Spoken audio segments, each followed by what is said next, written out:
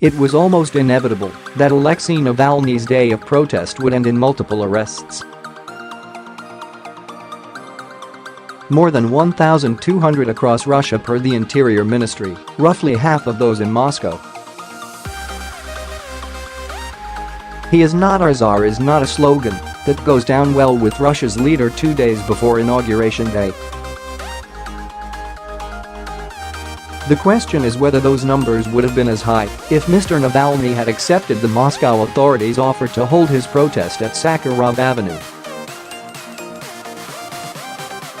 It's not that far from the center, and he was happy to show up there last Monday when thousands turned up to protest against government attempts to shut down the messaging app Telegram. He wanted Tverskaya, Moscow's main boulevard, running down to Red Square, which is why the protest was deemed illegal, and the end result was what it was.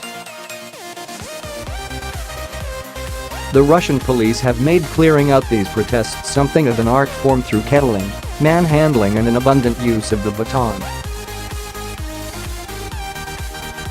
This time a bunch of ultra-nationalist Cossacks who had turned up for a patriotic counter-demo ran at protesters with whips.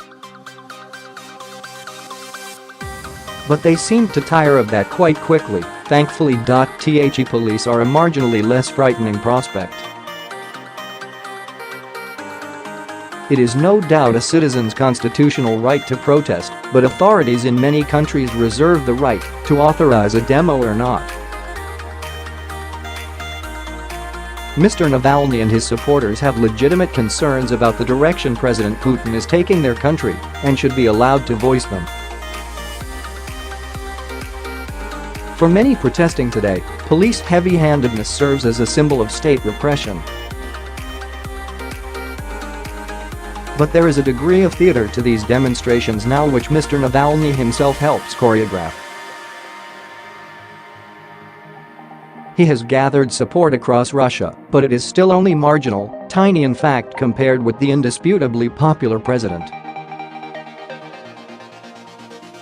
There was a purpose to these rallies before the election, but have they gone stale?